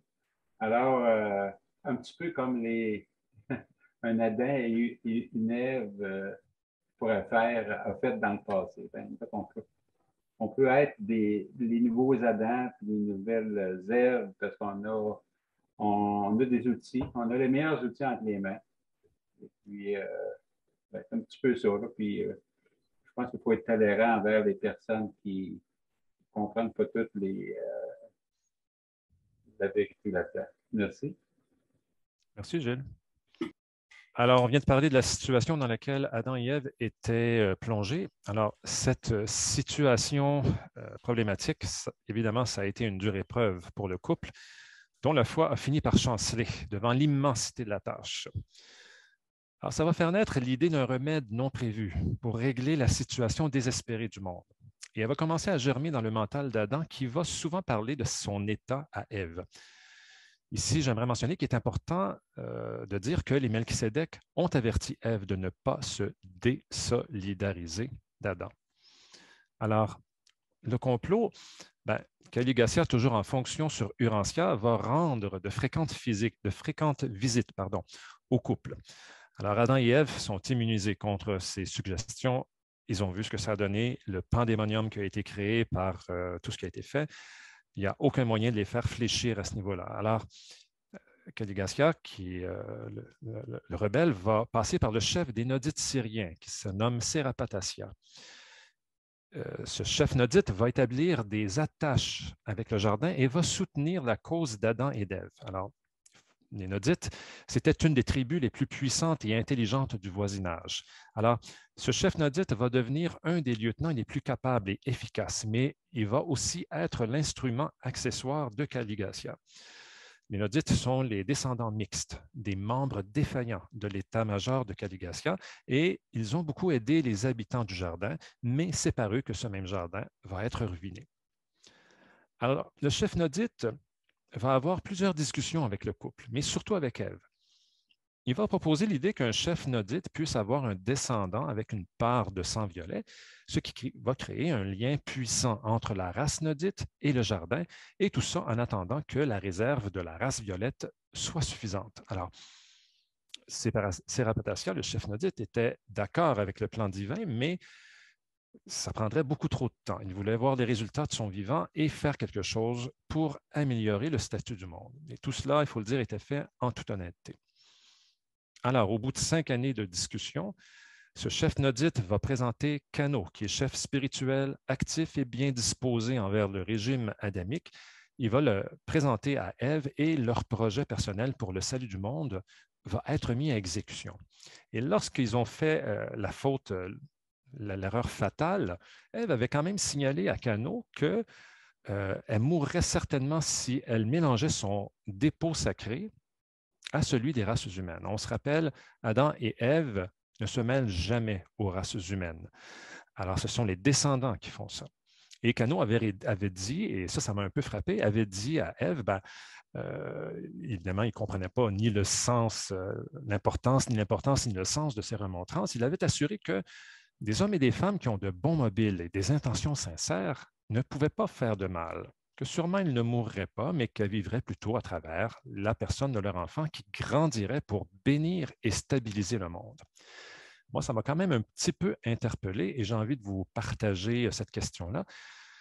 Est-ce que nos intentions sincères et nos mobiles sont suffisants pour nous assurer de faire ce qui est bien? Est-ce que dans votre vie, comment est-ce que vous faites dans votre vie pour déterminer ce qui est bien et ce qui est mal? Est-ce que le fait de se sentir, d'être sincère dans ce qu'on fait est suffisant? Ou en d'autres termes, qu'est-ce que Cano et Ève auraient pu faire pour s'assurer de la justesse de leurs décisions si le fait d'avoir des mobiles sincères n'est pas suffisant? Enfin, c'est ce que moi je lis, à moins que vous ayez une autre vision ou une autre lecture des choses. Mais j'aimerais vous entendre là-dessus, s'il vous plaît. Marc, au sujet de notre mère Ève, je crois que, comme tu as mentionné, elle ne devait pas se désolidariser de son mari, de Adam. Alors, elle aurait dû en parler avec lui au lieu de projeter un petit projet individuel. Je voudrais aussi ouvrir une parenthèse. On reproche beaucoup à Ève, la femme, la faute adamique comme telle. Mais j'ai lu dans le livre Urantia que plusieurs années avant que ce drame, cette faute-là arrive, Adam s'est souvent plaint à sa femme des conditions de la planète. Puis bon, probablement que ceux qui sont en couple savent qu'est-ce que c'est quand un homme se plaint. Je veux dire, puis la femme doit écouter ses lamentations, etc. Fait que probablement, comme tu as mentionné, Marc, en toute honnêteté, en toute sincérité, Ève pensait faire la bonne action. Mais on sait aussi que nos parents adamiques, souvent, quand les Melchizedek ou d'autres ordres d'entités leur ont donné des conseils, ils ne les ont pas tous suivis fidèlement. Ils ont choisi ce qui faisait leur affaire, si je peux dire. Merci. Merci. En ce qui concerne le fait d'être sincèrement orienté vers une action et de faire le mal quand même, on vit dans un monde imparfait où il y a toujours la possibilité de l'erreur. Et le fait d'être sincère lorsqu'on fait quelque chose n'empêche pas de faire des erreurs. On peut être sincère tout en faisant une erreur. Et cette erreur-là, c'est une forme de mal. Mais ce n'est pas la même chose qu'un péché. Ce n'est pas la même chose que l'iniquité. L'iniquité, c'est lorsqu'on fait quelque chose qui est mal, mais qu'on le fait de façon délibérée. Alors que par erreur, on peut commettre un mal tout en étant bien intentionné, tout en ayant l'impression de faire quelque chose de bien. Et je pense que cette nuance-là est assez importante dans le cadre de la présentation actuelle. Branché, ben là, tu parlais aussi, Marc, par rapport à notre idée personnelle de ça. Disons, si je parle de mon expérience personnelle, j'ai fait des erreurs dans ma vie.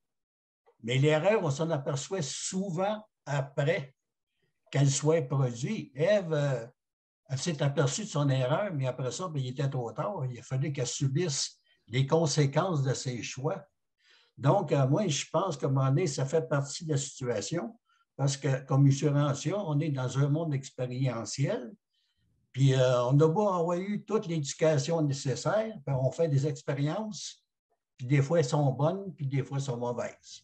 Les erreurs qu'on fait, disons qu'on vit avec, on essaie de progresser, d'évoluer avec les erreurs qu'on a faites. C'est ça que j'avais à dire. Merci. Jésus qui a parlé de maîtrise de soi, de contrôle de soi, de recourir à l'esprit, à la prière. Moi, je pense que l'erreur primordiale vient de l'impatience. c'est un manque d'humilité aussi, qui était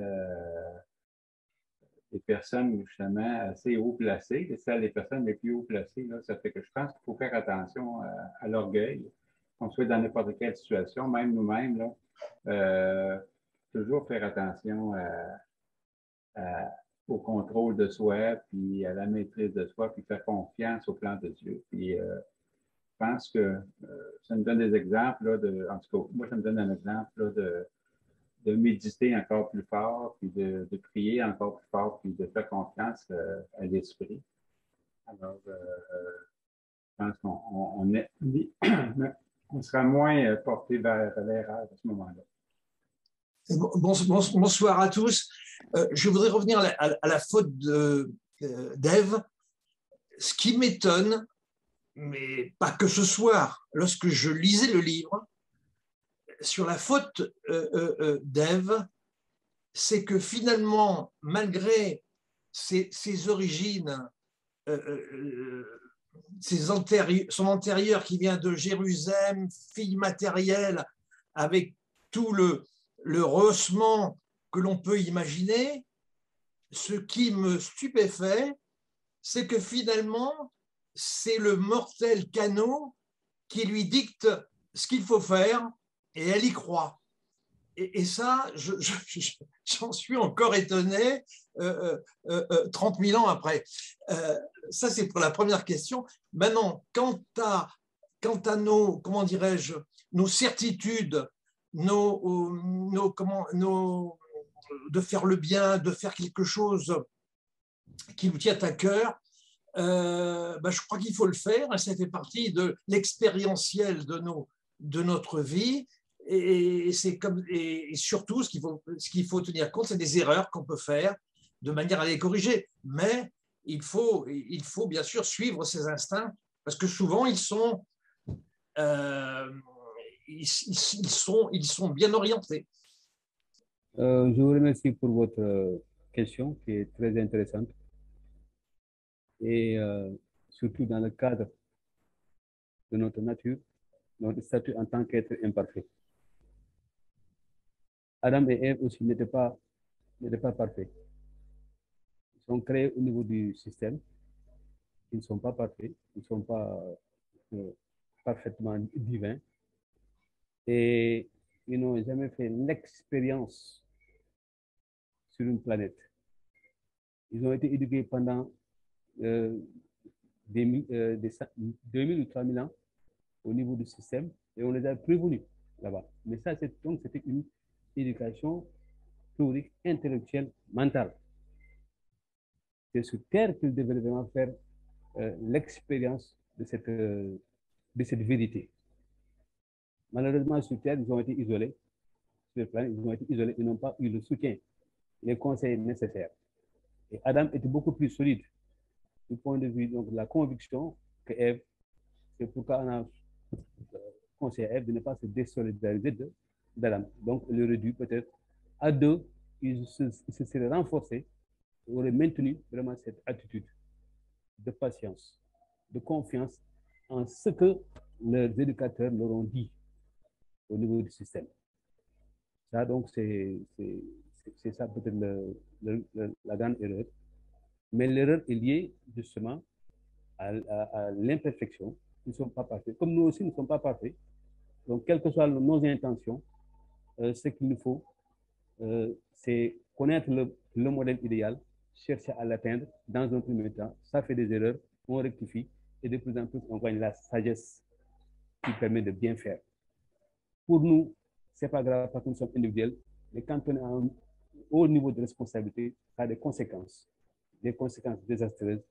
Et ça aurait dû jouer sur la balance de l'acte d'Ève et plus tard celle d'Adam, voir qu'ils sont à un haut niveau, responsables d'un plat très élevé qui a des conséquences très élevées. C'est le cas de tout homme aussi, qui est chef d'une nation. Quand on est chef, on doit prendre le soin de réfléchir, cette fois et de prendre des conseils avant d'agir. Un chef ne doit jamais être impatient. Pour nous, ce n'est pas grave, on se relève, on continue avec notre agissement de pensée, mais pour un chef, donc un responsable social, c'est dangereux. Donc voilà l'erreur qu'ils ont faite, ils ont dû rester ensemble. C'est peut-être inévitable, c'était évitable, mais c'est une possibilité. C'est le plan du suprême qui est ainsi. Ça inclut toutes ces possibilités. Le plan de suprématie vraiment inclut toutes les possibilités de mal, d'erreur, mais après rectifié par le suprême. Ça ne fait que relever la qualité de ce suprême, la qualité de la sagesse du suprême. Merci beaucoup. Oui, merci pour tout ce qui a été partagé. J'aimerais souligner quand même quelque chose. La différence entre la science et les scientifiques. La différence entre le livre du Rancière et son contenu et ce que les lecteurs en font. Et excusez-moi, mais j'ai ma voix qui est un peu enrouée. Et pour moi, quand on dit que la science, on nous invite dans la sagesse de relier les faits aux faiseurs de faits. Je trouve que c'est un acte, et d'ailleurs on dit que c'est un acte de sagesse que de relier les faits aux faiseurs de faits. Mais moi, ce qui m'interpelle, c'est quelle est l'intention, que ce soit dans n'importe quel domaine, des gens qui manipulent un savoir. Et j'aimerais juste souligner ça. Quelle est l'intention de tout être qui a un savoir et qui l'utilise d'une manière ou d'une autre? Est-ce qu'il l'utilise de manière collective ou est-ce qu'il l'utilise au détriment de la collectivité? Alors, ça, c'est quelque chose aussi que j'avais envie de partager. Merci. Merci beaucoup. Ce qui me semble ressortir beaucoup de cette discussion, c'est évidemment la solidarisation avec le groupe. En fait, si Ève avait partagé son plan avec, en fait, pas seulement son époux, son mari, mais avec le groupe avec lequel elle travaillait, il y avait quand même des comités qui avaient été formés au jardin. Donc, des comités qui étaient donc des gens qui étaient proches d'eux, en fait, du couple, et qui, alors, si elle avait partagé ses projets, peut-être quelqu'un aurait levé la main et a dit « pas sûr que ce soit la bonne chose à faire ». Alors, on a peut-être, nous aussi, dans notre propre vie, à faire attention à ça, peut-être à partager notre vie intérieure, partager nos décisions, partager nos projets et profiter de l'expérience du groupe. C'est peut-être, en tout cas, selon moi, la conclusion pour nous, en fait, pour que ça soit utile et qu'on puisse l'utiliser, de pas simplement aller avec nos impressions ou nos sentiments qui sont souvent très justes. Il faut le dire, il ne faut pas couper ça entièrement et dire non, on n'écoute plus ce qu'on ressent intérieurement, on n'écoute plus nos mobiles. Oui, à la base, les mobiles sincères, mais le partage avec les autres, profiter de l'expérience des autres peut peut-être nous envoyer, éliminer quelques erreurs ou quelques problèmes qui pourraient survenir. Alors, on va poursuivre avec la conférence. Alors, le plan en cours va dans deux directions différentes. Alors, la poursuite du plan divin, qui est le plan du chef nodite, et le plan divin et celui du plan nodite, du chef nodite, pardon. Donc, la pratique du bien et celle du mal. Alors, la pratique du bien, c'est la poursuite du plan divin, évidemment. La pratique du mal, c'est un défaut d'adaptation des plans et des techniques préconisées. Et dans ce cas-ci, le couple avait désobéi aux instructions des Melchisédek. Il devait attendre que cette réserve soit suffisante pour relever l'ensemble de l'humanité et non pas seulement une tribu spécifique, une tribu choisie, les Nodites. Alors, ce qui va se passer, évidemment, lorsque Adam va apprendre ça, il va commettre délibérément la même faute qu'Ève dans le but de partager son sort, et il va le faire par amour. Alors, il va aller trouver Laota, une brillante femme de la tribu nodite, et va commettre la même erreur. Alors, j'ai envie, je pense qu'on a encore le temps pour une autre question. Et je reviens, je pense que c'est Hassan qui disait ça plus tôt, ou non, c'est M. Gallo qui nous disait, qui était impressionné que Ève ait écouté un être humain, Cano. Et j'ai eu un peu, moi aussi, cette question-là. Je me dis, qu'est-ce qui explique une telle erreur de la part du couple? Mis à part le fait que oui, on peut faire des erreurs, qu'on n'est pas parfait et tout, mais ce sont des êtres de nature enfin, plus ou moins divine, relativement divine. Ils sont quand même expérimentés dans la gestion de l'univers. Comment se fait-il qu'ils n'aient pas réfléchi plus longuement aux conséquences de leurs actes? Vitement, rapidement, qu'est-ce qui fait qu'à un moment donné, des êtres comme ça font des erreurs aussi, qui ont des impacts quand même assez négatifs sur notre planète, là? Est-ce qu'il y a des commentaires à ce niveau-là? On nous indique dans ces fascicules que Caligastia connaissait la psychologie féminine et qu'il savait que les femmes avaient tendance à vouloir accélérer les choses et à prendre des raccourcis, puis qu'il a misé là-dessus pour planifier son coup et qu'Ève, finalement, était tombée dans le piège. Et c'est peut-être aussi le fait que sous la tension, l'isolement, la lenteur de la progression du plan divin, là, que Ève a succombé finalement à l'influence qui était là. Et ça nous indique aussi que on est très près des fils et filles matériels sous bien des rapports. Et eux sont très près de nous. Donc, dans leur comportement, leurs réactions, ils peuvent avoir des réactions très souvent semblables à celles des humains. Alors, voilà. Marc, j'avais remarqué dans l'annonce qui avait été présentée dans la réflexivité ce que tu avais marqué au point de vue impacté négativement. Et j'y ai réfléchi et je me suis dit, le livre d'Urantia nous conseille de regarder de l'infini vers le fini et non du fini vers l'infini comme tel. Et je pense que si on regarde du fini vers l'infini, on va trouver que la faute d'Adam a été un impact négatif.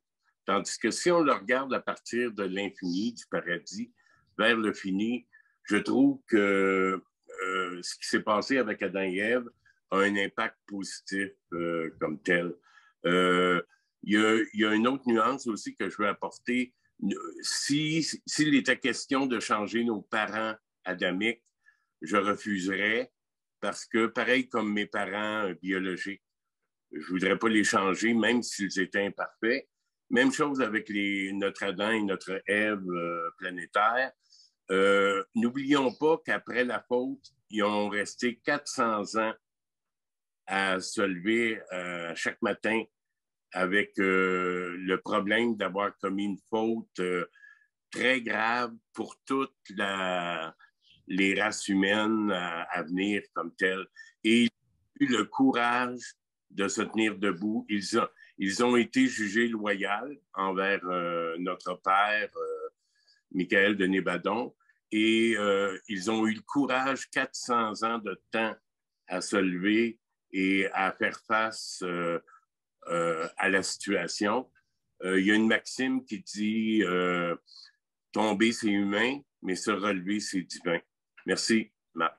Merci beaucoup, André. Les deux derniers intervenants ont eu raison d'une certaine manière.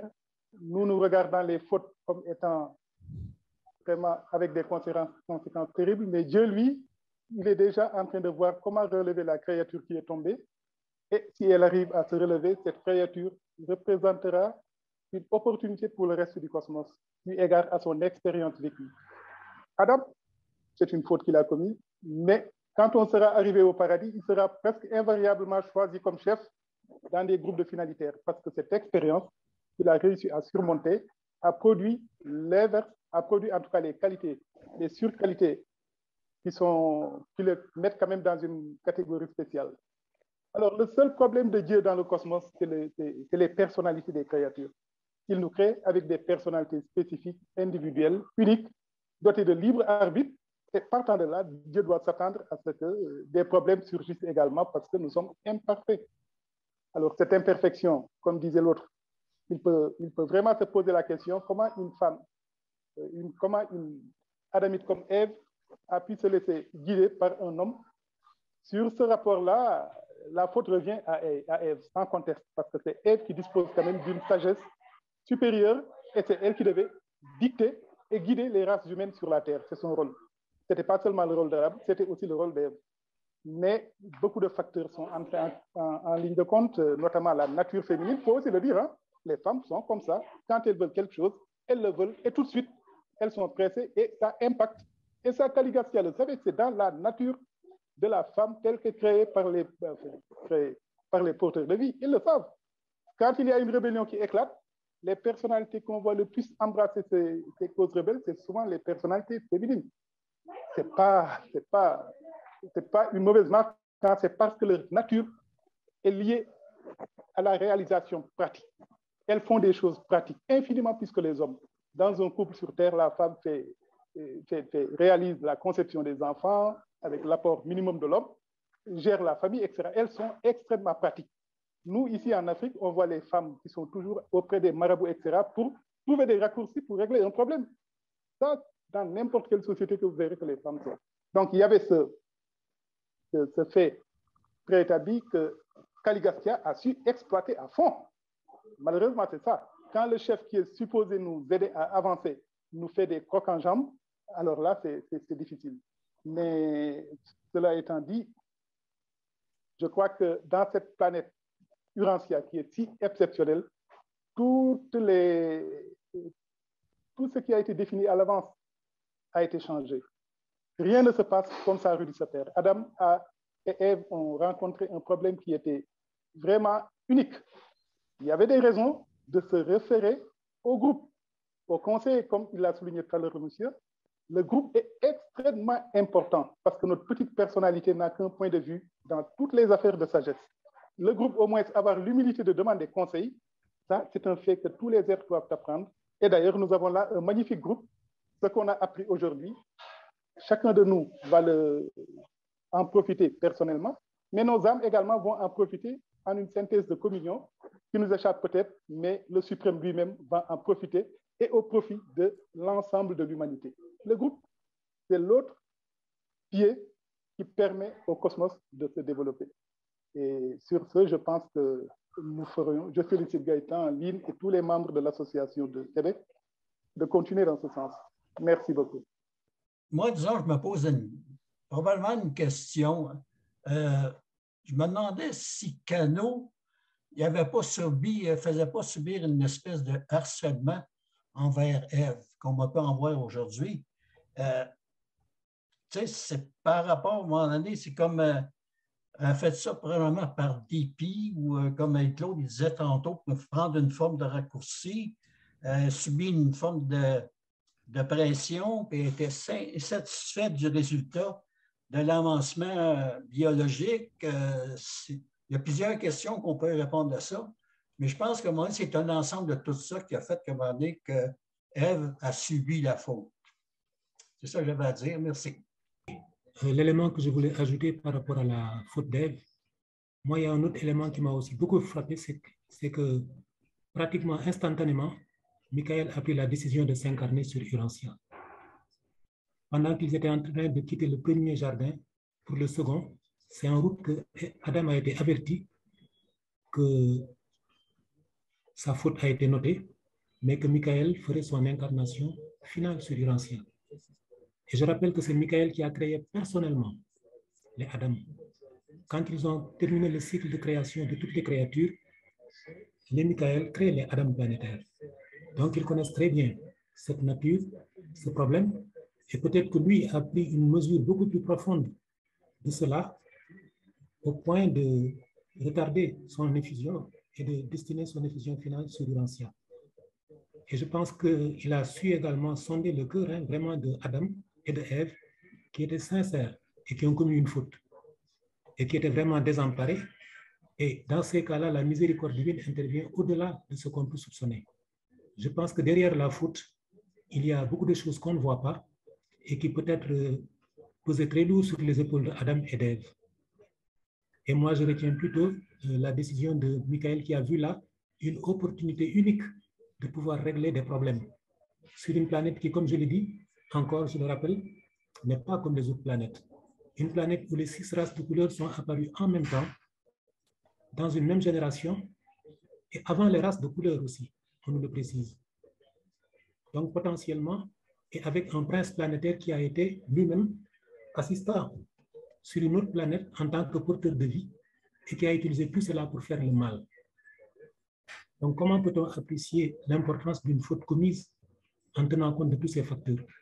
Je pense qu'en mettant côte à côte la miséricorde de Dieu et les opportunités du suprême pour résoudre des problèmes au-delà de cette simple faute, on peut peut-être trouver un début d'explication qui ne justifierait pas la faute d'Ève, mais qui permettrait de voir au-delà de la faute. Donc, voilà ce que je voulais ajouter.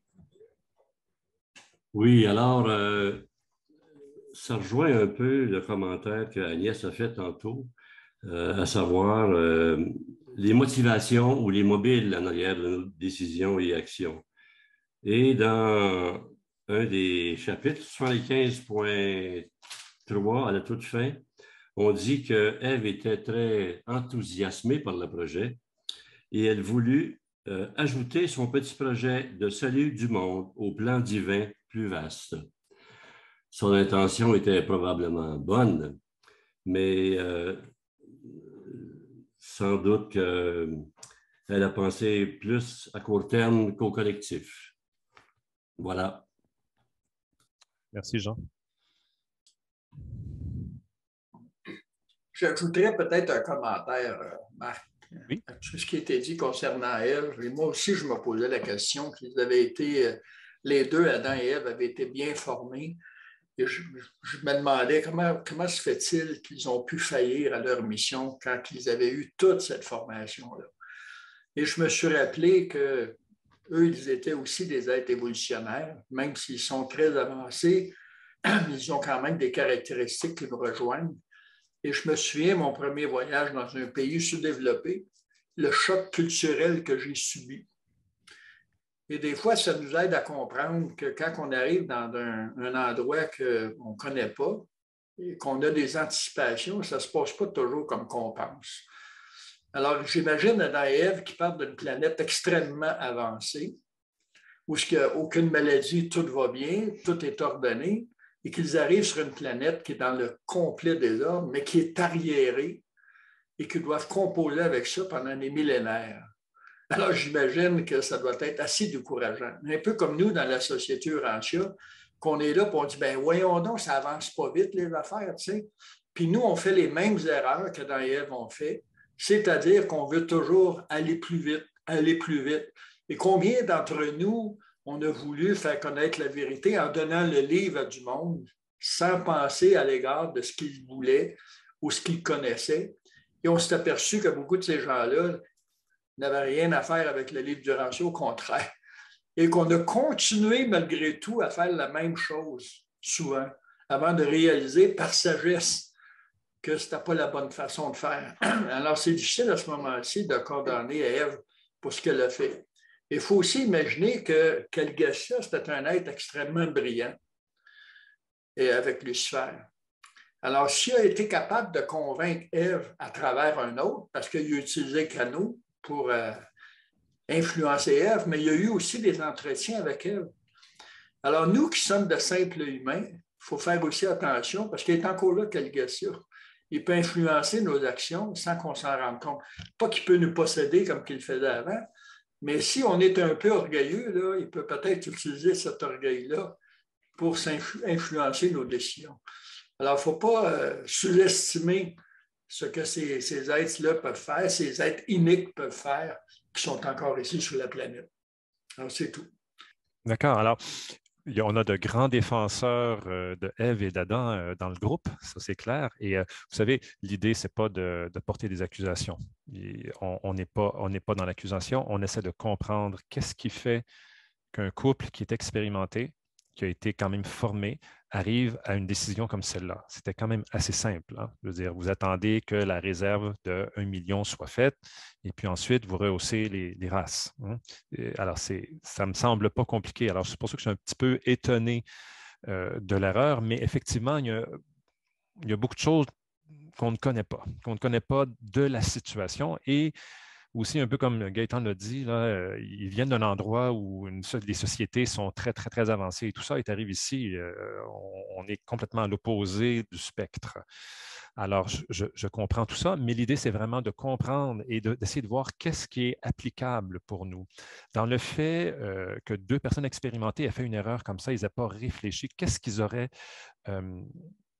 quelle est pour nous la conclusion à tirer? Et j'ai envie de vous dire que la connaissance, ce n'est pas l'atout principal. Je pense que quelqu'un l'a mentionné, je ne me souviens plus qui, je n'ai pas pris de notes cette fois-ci, mais je pense que tout ça, la protection ou le fait d'éviter les erreurs, c'est peut-être une question de dévotion à la volonté divine. Et j'aimerais vous apporter l'exemple d'Amadon, qui est un être humain sans expérience dans l'univers. Amadon, qui était l'assistant de Van et qui a résisté au sophisme des rebelles, qui n'avait aucune expérience de l'univers et qui a fait mieux que Caligastia, c'est ce qu'on dit dans le livre d'Urantia, et je dirais même qu'Adam et Ève en réalité.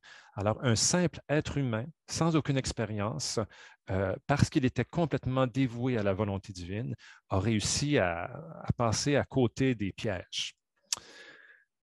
Alors, qu'est-ce qui va arriver? Évidemment, la réaction des habitants du jardin, une fois que Adam va aller... une fois que Adam et Ève ont fait leur erreur, en apprenant ce qui est arrivé, les habitants du jardin vont devenir furieux. Ils vont sortir du jardin pour exterminer les tribus nodites avoisinantes.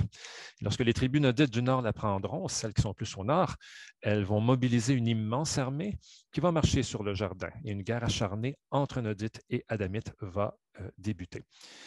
Alors, le chef nodite, en comprenant son erreur, va aller se noyer dans le grand fleuve,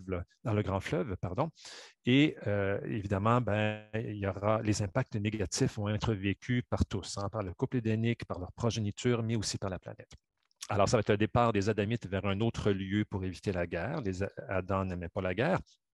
C'est le retour des administrateurs Melchisédek. Et 3 jours après le départ du jardin, les convois séraphiques vont arriver et vont donner le choix de rester ou de quitter la planète. Ils vont donner ce choix-là aux enfants de 20 ans et plus du couple, et les autres, ceux qui ne sont pas en âge de choisir, vont être transportés sur Édentia. Adam et Ève vont perdre 3/4 des enfants, de leurs enfants.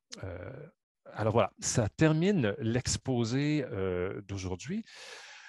Il est presque 3 heures. J'avais une autre question, mais je vais passer par-dessus, simplement parce qu'on est un peu à court de temps. Je vais aller directement à la conclusion. Donc, qu'est-ce qu'on doit retenir de cette présentation? Alors, on l'a vu, Urantia a un parcours très différent de ses planètes sœurs. C'est une planète décimale. Des changements ont été apportés dans les modèles de vie implantés sur Urantia. Nécessairement, cela a eu une influence sur l'évolution de l'humanité et sur la gestion de cette évolution, le super contrôle de l'évolution par nos supérieurs. La rébellion a évidemment eu des effets désastreux sur la vie spirituelle, intellectuelle de notre monde.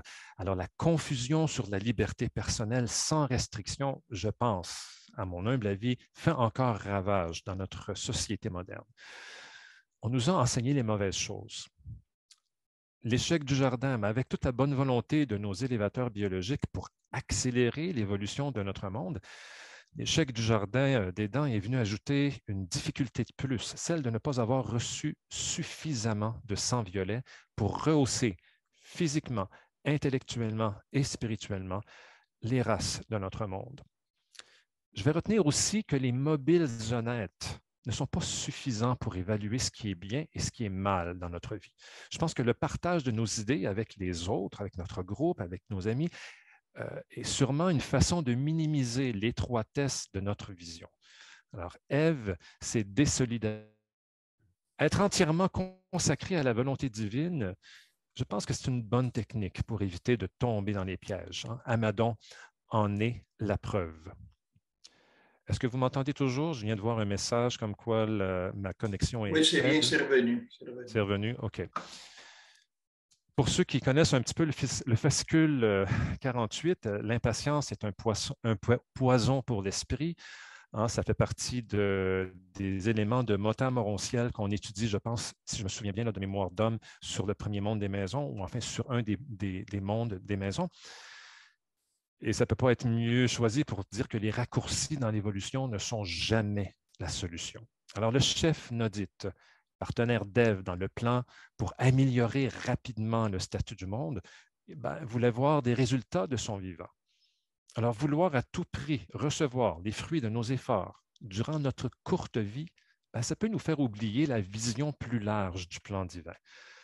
Alors, un peu comme les travailleurs du jardin, enfin ceux qui ont travaillé au jardin et qui n'ont pas été témoins de l'arrivée du Fils et de la Fille matérielle, nous aussi, hein, qui travaillons pour l'expansion de la 5e révélation, on aura peut-être à accepter de ne pas recevoir le fruit de nos efforts, hein, de voir les choses se matérialiser durant notre courte vie sur la Terre.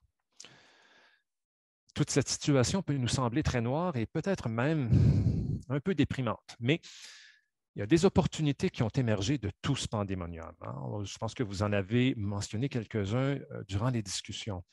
Alors, Urantia, de par son parcours, c'est une planète fascinante. Complètement, parce qu'elle est complètement différente de ses planètes sœurs. Hein. Ne vous demandez pas pourquoi autant de visiteurs estudiantins viennent observer ce qui s'y passe. Alors, des visiteurs estudiantins, ce sont des êtres qui proviennent d'autres planètes ou d'autres systèmes et qui viennent observer. Alors, il n'y a rien de pareil dans l'univers. Alors, notre parcours est quand même unique et nécessite, hein, pour la résolution des problèmes, des solutions créatives, des solutions différentes de ce que l'on voit peut-être sur une planète normale. Alors, notre expérience comme sphère isolée, c'est un apport non négligeable. Le fait de l'isolement nous permet de devenir agondontaires. Alors, les agondontaires, ce sont ces êtres qui proviennent des sphères isolées et qui ont dû persévérer dans des conditions où seule la foi peut prévaloir. Il n'y a personne, il n'y a aucun représentant physique sur notre planète. C'était Adam et Ève qui faisaient ça. Ils ne sont pas là. Alors, ça impose à l'ensemble de la planète un défi de plus, hein, de ne pas voir matériellement Dieu incarné dans la présence d'Adam et de l'Ève. Alors, on sait que les agondontaires, lorsqu'ils arrivent sur les mondes des maisons, ils reçoivent une éducation spéciale en vue de les former pour des missions qui demandent une foi à toute épreuve. Alors, on peut se demander, si Adam et Ève avaient été des agondontaires, est-ce qu'ils seraient encore parmi nous? Mais moi, je pense que oui. Parce qu'ils auraient eu cette expérience-là auparavant. Évidemment, Michael a choisi Urantia comme lieu de sa dernière effusion. Je pense que c'est Hassan qui en parlait tout à l'heure, celle qui lui a donné souveraineté et puissance dans son propre univers. Alors, c'est tout un honneur que nous avons reçu, évidemment. L'autre aspect sur lequel je veux insister, les enseignements et les faits historiques, on doit être prudent lorsqu'on interprète les écrits du livre. Alors, il faut distinguer entre ce qui est un enseignement et ce qui est un fait historique dans le livre. Par exemple, lorsqu'on nous parle de la confraternité spirituelle de la grande famille divine, il s'agit d'un enseignement qui est applicable peu importe l'époque où nous nous trouvons, peu importe le lieu où nous nous trouvons. Lorsqu'on nous dit dans le livre d'Urantia que parmi les 6 races de couleurs, certaines sont moins bien dotées que d'autres, il s'agit là d'un élément narratif. On raconte une histoire, celle qui se déroule sur une planète donnée à un moment donné. Il ne s'agit pas d'un enseignement, mais d'une information qui nous est donnée pour une époque précise, une information qui nous permet de comprendre. On ne peut pas tirer de conclusion avec cette information dans le but d'en faire un concept applicable aujourd'hui à notre époque. Aujourd'hui, grâce à l'enseignement et toutes les possibilités qui sont offertes, entre autres dans les pays industrialisés, les individus, peu importe leur couleur, leur langue, leur religion, leur sexualité, ont la possibilité de s'élever et de se développer. Alors, une leçon importante pour la 5e révélation, et je pense que c'est pour moi selon moi, la chose la plus importante, je crois qu'il faut retenir un parallèle. On peut faire un parallèle entre le plan divin qui consistait à accumuler 1 million d'individus de sang violet avant de débuter le rehaussement des races humaines et la mission du livre d'Urantia. Alors, avant que la 5e révélation puisse rehausser le courant spirituel de la planète, il faudra un bassin suffisant de lecteurs engagés dans le mouvement. Alors, on est au début de la constitution de ce bassin. Hein. Il faudra mettre encore beaucoup d'énergie et d'efforts pour construire cette réserve. Soyons patients. Le temps de Dieu et le temps humain ne sont pas les mêmes. Aussi, il faut être au service d'Urantia et des gestionnaires de notre univers en travaillant avec persévérance à la constitution de ce bassin de lecteurs engagés, tout en acceptant de ne peut-être pas voir les résultats de nos efforts durant notre courte vie dans la chair. Alors, c'est ce qui termine la présentation. Si vous avez des commentaires, c'est le moment de les faire. J'aimerais peut-être aussi revenir sur l'élément de Robert Cédillo en parlant des personnes suicidées, des personnes qui se suicident, le monde des maisons. Est-ce que tu peux, Robert, juste réexpliquer un petit peu ce que tu veux savoir? Marc, peut-être avant de passer à Robert, j'aimerais d'abord te féliciter pour ton excellente présentation qui a brossé un tableau merveilleux de qui étaient ces élévateurs biologiques-là. Donc, je sais que tu as travaillé très, très fort là-dessus. Ça fait déjà plus qu'1 an, d'ailleurs, que tu travailles sur ta présentation. Oui. Et je comprends pourquoi, quand je t'ai demandé si tu voulais faire une conférence, pourquoi tu m'as dit au mois de décembre? Je dis, ça prend du temps, mais bravo. Bravo à toi. Merci beaucoup. Merci beaucoup. J'apprécie beaucoup. J'ai autant reçu que... J'ai énormément reçu de ce travail. Hein. Ça, à toutes les fois, c'est la même chose. À chaque fois qu'on fait une conférence, on en ressort grandi et avec beaucoup plus de compréhension. Oui, merci. Marc, félicitations pour ta superbe présentation. C'était à la fois très agréable, instructif et inspirant. Moi, j'aurais un petit élément de réflexion pour clôturer tout ça. Lorsqu'on pense à Adam et Ève, qui étaient des élévateurs biologiques, qui sont venus ici et qui ont procréé avec des êtres humains, ça implique que dans notre système, il y a des humanités très, très semblables à nous. Et lorsqu'on se promène le soir, qu'on regarde ces petits points lumineux dans le ciel, on sait très bien que la majorité des étoiles visibles à l'œil font partie de notre système.